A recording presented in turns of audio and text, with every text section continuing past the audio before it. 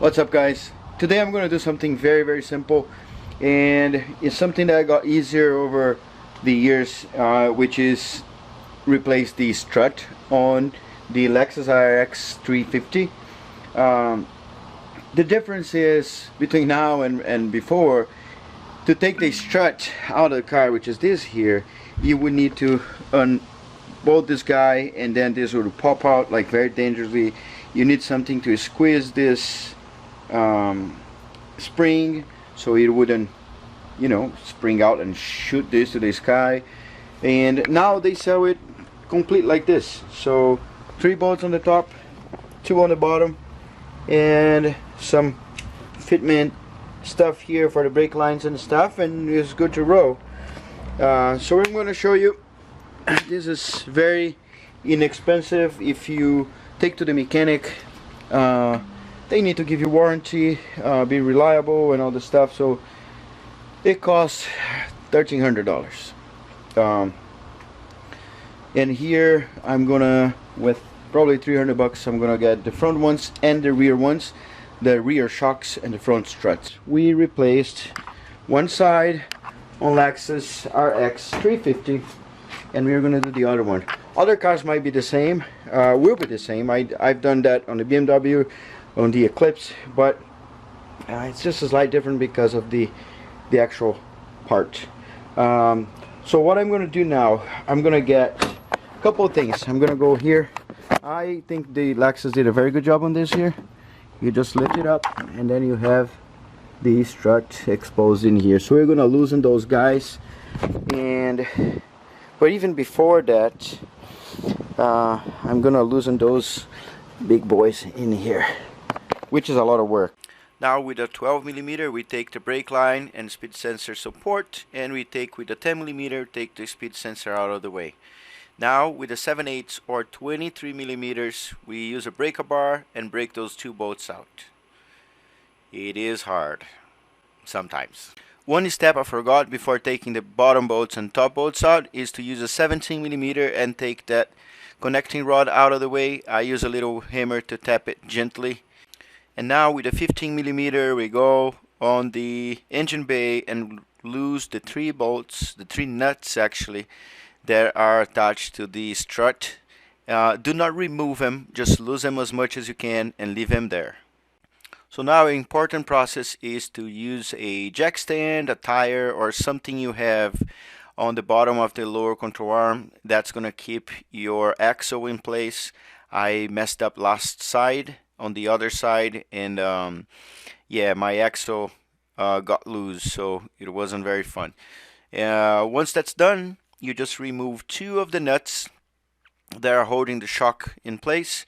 Leave the third one in there. Just be sure that it's supported on the bottom, and slowly you lose that third one with impact wrench or by hand with a tool. And now just to finish it up, just hammer those 2 bolts out, use a screwdriver and take them all the way.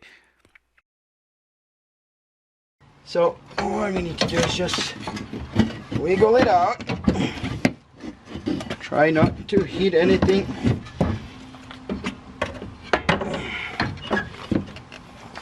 Like the lines. Oh, there you go. Out. So now with the new one, take the nuts out of there and push it up. It's challenging to hold it up until you put at least 1 nut on the top, and then you gotta line the bottom part in a way that you are able to put the big bolt in there. Once you put one of the big bolts, you need to be sure that before you tighten anything, you are able to put the top or the bottom, whatever you choose to do first, and it goes in. If you need to do a little tap with a hammer, then go for it. No harm done. Now using the breaker bar, you're going to start tightening that up. So sometimes it's easier to go up, sometimes it's easier to pull down. Like I don't have space to go down in there, so I tried the other side. You might need to use a wrench to hold the bolts, but if you're lucky as I was, you just tighten as much as you can without need to hold anything. This is also a good time to use some electronic cleaner and clean up your sensor. And don't forget to tighten back the sensor and brake line bracket, and also the sensor with the 10 millimeter for the sensor, 12 millimeter for the bracket, and 17 millimeter for the rod that I'm putting back up there. So you put back up there and use your the nut in there, 17 millimeter. If you need a wrench in between, behind, closer to the rod, you just put in there. Otherwise, if you have an impact wrench, it's going to be easier because it does the job for you. I put red Loctite, orange, right on, just on this one, because that's the easiest to reach. I'm gonna use the impact gun. Doesn't need to be like any crazy tight, and we're gonna be good to roll. And that's it, guys. So car is running fine. New struts on the front. Can't move.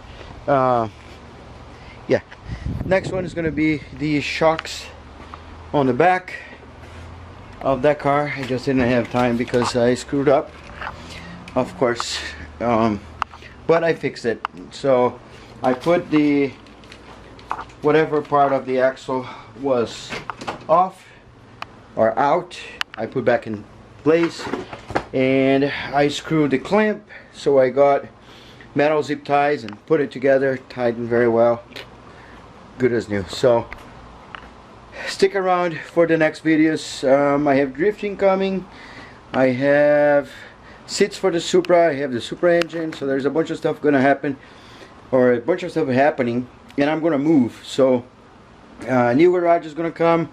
Unfortunately it's gonna be very, very small, but we're gonna build from there as we get money. So yeah, don't forget to subscribe, leave a little like button, and love you guys. Later. Look past my face. See status. I mean, it's a McDonald's.